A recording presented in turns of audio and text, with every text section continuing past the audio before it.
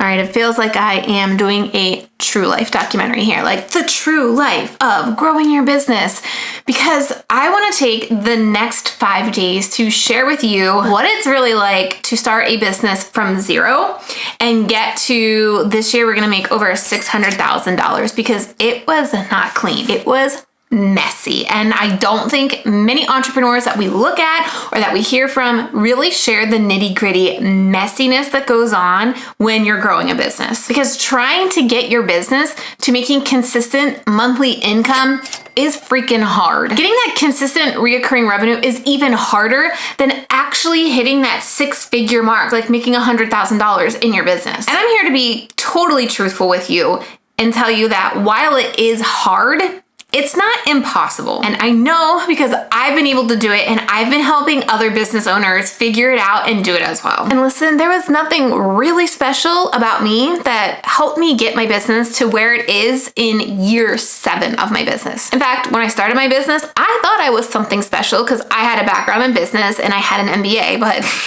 those things really hardly had anything to do with growing my business. And I didn't do any like secret tricks to grow my business, like spending money on Facebook ads, getting a shout out, getting a super awesome podcast feature. In fact, in my very first year of business in 2016, my first kid turned 1. We sold our house in 3 days unexpectedly and had a baby. All in that first year of my business. So did I mention we didn't even have a house to move into when we sold that one? Yeah. And on top of all of that, all year, knowing that I had a baby at home, knowing that I was pregnant with another one, I was so stinking jealous of all the cute little female entrepreneurs that were out there, like doing their thing. They were hustling, they were working, they were grinding day in and day out. And I was so jealous because I couldn't do that. I was a mom. I couldn't work like that. And nobody was really talking about what it was like to grow a business while being a mom to little kids, like a 1-year-old, and being pregnant. And I just thought, if I didn't have kids, my business would blow up. Like I'd have the time to work 24 hours on this business, and not the answer either. The thing is, when I started my business, I only wanted to make back the income that I left in my dream 9-to-5 job. I was making around $80,000 a year. But that place was toxic. And after I had my daughter and dealt with just trying to get maternity leave from this place, I knew like I could not continue to go and work at this place. But here's the spoiler alert. 2016, my first year in business, I made a total of, drum roll please, $10,000. Yes, that's for the entire year, all 12 months, but 6 years later, while I'm looking at my profit and loss statement for 2022, I'm going to be making well over $600,000 in my business. And I've hired 3 full-time employees this year. And more this year than any other year, I've been talking to so many of you who are struggling in your business, who are struggling to grow your business to that next level, that feel like they're constantly working in their business and not on their business. They're doing their client work.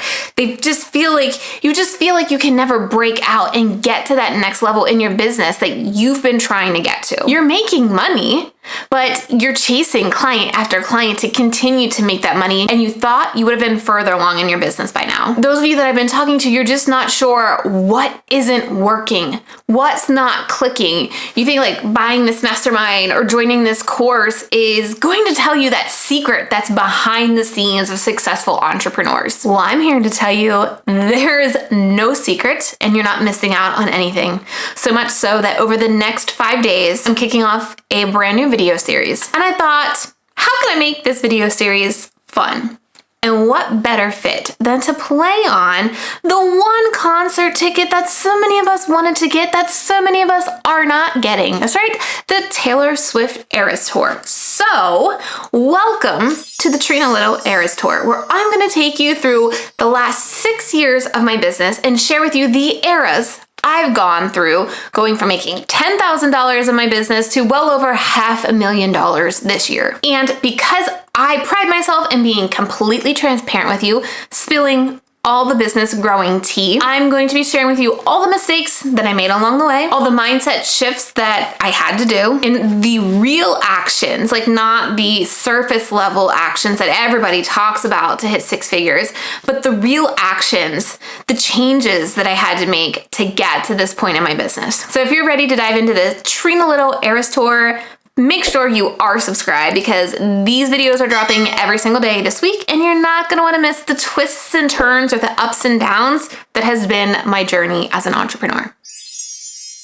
All right, so I left my job, like literally walked out the last day, New Year's Eve, 2015, about 9 months after having my daughter. I actually started to figure out what I wanted to do before I left. I had got on a webinar learning about passive income and thought, shoot, if I just follow this course, I can make passive income and I can be like sipping Mai Tais on the beach by the summer of next year. You know, those webinars that many of us saw back then.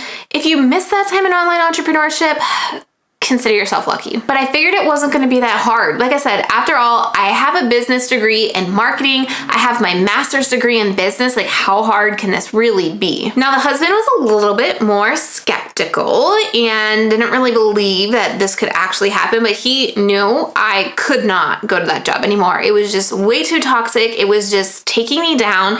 And fortunately enough, we live in an area that has a small cost of living, and so we could live on his income, even if I made nothing. So I was fortunate enough to have that safety net in addition to the savings that I had, you know, over the past 8 years of working that job. Now, honestly, I can't remember much of 2016. It was an incredible blur, but when I decided to do this series, I got digging around in my closet and I found all of the planners and all of my power sheets that I've been filling out since 2016. So I've gone through all of these and recapped the last 6 years of my business, and I'm here to share with you everything that I learned. So the way I want to break this up is the first thing I do is I want to talk about all the things that I did do that first year in business. Remember, I found out I was pregnant in May of that year, so pretty much half the year I was pregnant. So I was doing these things while being pregnant. Then I want to share kind of the feelings that I had by the end of the year, because that is the year I did power sheets and I wrote a lot of this down. So by reading that, I started to remember different things. And then I want to share with you like what I wished 2016 Trina would have known. So if you're at this stage of your business, really what I wish you would know as we go into a new year. So the first things first, I started 2016 basically being a business owner and a YouTuber. I got sucked into the YouTube world while I was pregnant with my daughter, and my marketing brain just clicked with this whole YouTube world. And I realized like an influencer was going to be a thing. It wasn't called an influencer at the time. They were actually called YouTubers by 2016. And I thought, with my marketing brain, I could totally market products and become like brand deals and get sponsorships on my YouTube channel that I was seeing other mom vloggers do. So I had that kind of branch of my business, and then I was going to start creating courses on what I learned about creating videos, because prior to even starting my business, I edited videos. Every time that my friends and I would go on a trip, I would video everything that we did, and then I'd splice together, a recap, and we all love looking back at that and laughing at our journeys as late 20-year-olds.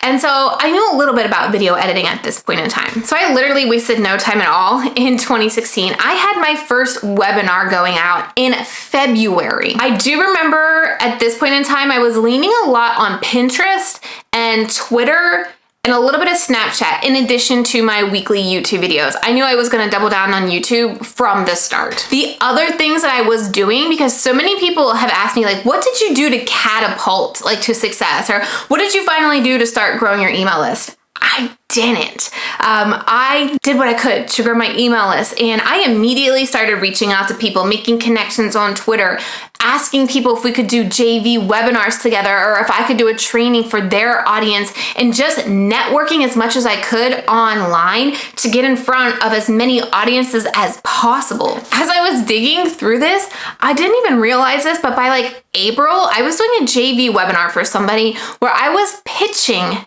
video coaching packages.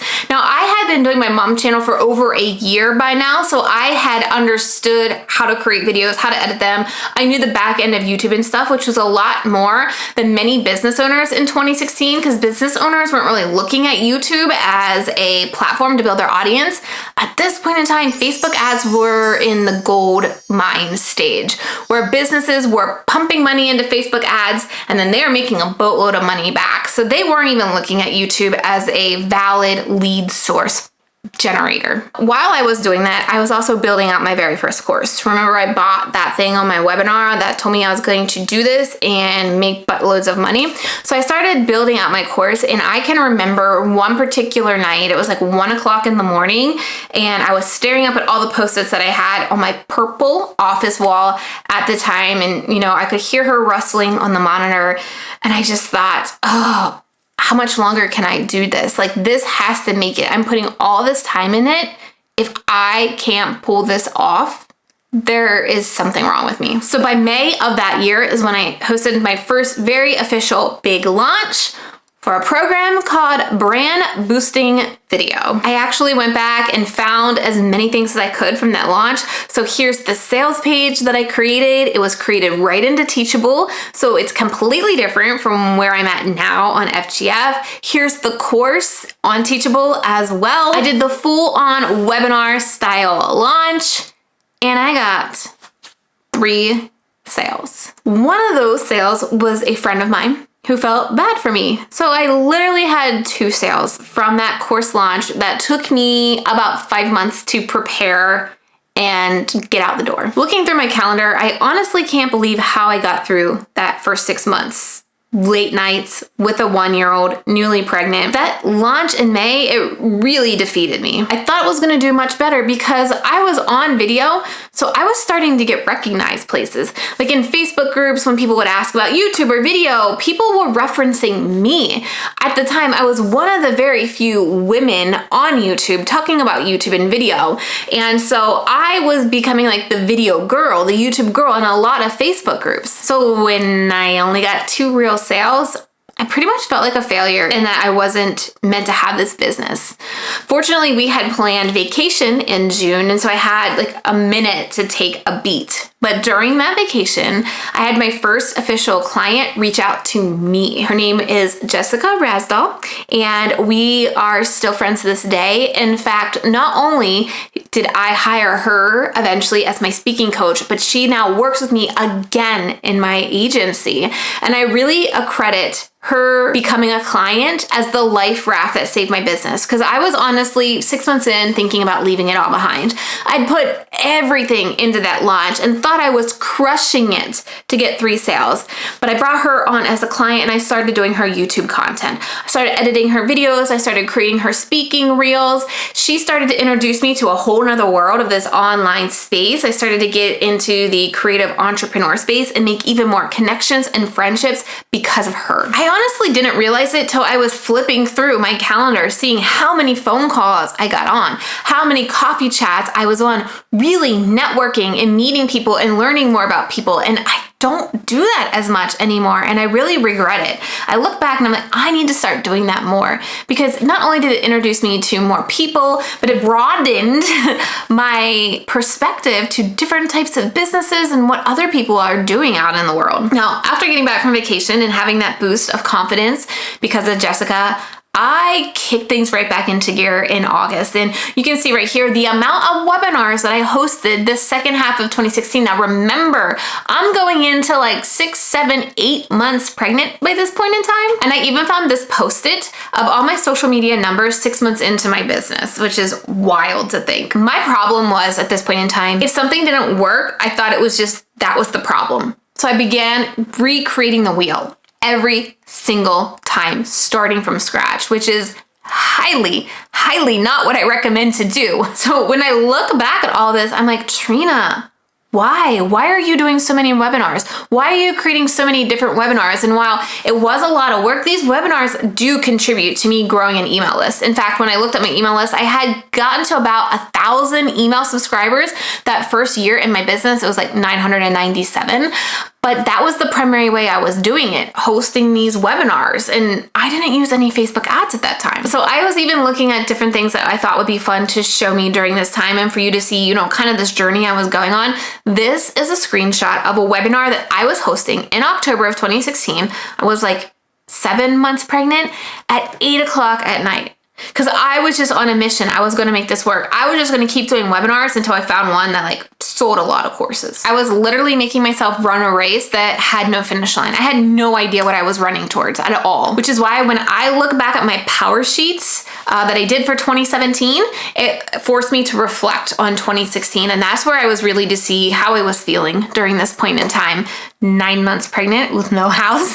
We eventually did move into a small 2-bedroom apartment, but this really allowed me to get into where I was at mindset wise. When I look at these, I see how exhausted I was. And this was just my first year in business. And unfortunately, a lot of the same things that I struggled with in 2016, I ended up struggling with for the next 3 following years, because history kept repeating itself every single year until I figured out what was missing, till I got that click. But when I look at 2016, Trina, I would say it's my Taylor Swift Our Song era, because she was so young and naive. I was 30 at the time I started my business, but I was so naive. I was so positive and inspired and motivated. And it was just like, yes, let's do this. Until by the end of that year, she was totally crushed. The funny thing is though, when I look at what goals I was setting at the end of 2016 for 2017, I met almost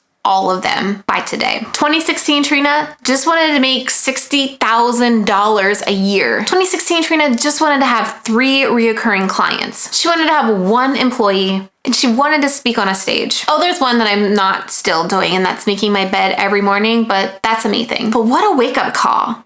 Thinking about 2016 Trina in that Our Song eras, really being crushed by the end of the year. How would she even imagine where 2020 Trina is with an agency, with 10 clients, with employees in the agency, making over $600,000 this year? But I didn't just fast forward from 2016 to 2020.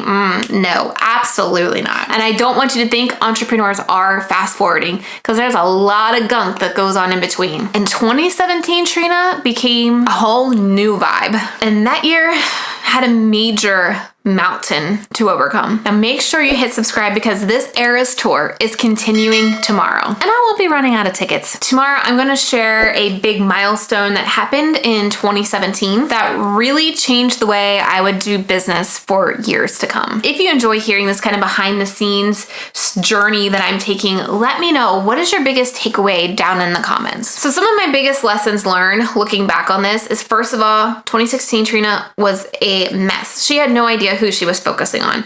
She was really fracturing her audience. Am I a YouTuber? Am I a business owner? And what am I wanting to be known for? And I was just literally all over the place trying to do everything. Also, lesson learned, don't keep recreating the wheel. We're going to talk more about this in tomorrow's video, the 2017 era of recreating the wheel, and why that was a terrible thing to do, and why you shouldn't be recreating the wheel and what you should be looking at instead. Also, I need to take more time for myself. 2016 Trina was just go, go, go. I was looking at my calendar. I was literally doing things on Saturdays and Sundays. I do not do that now, but it's taken a while to get there. All right, I will see you tomorrow.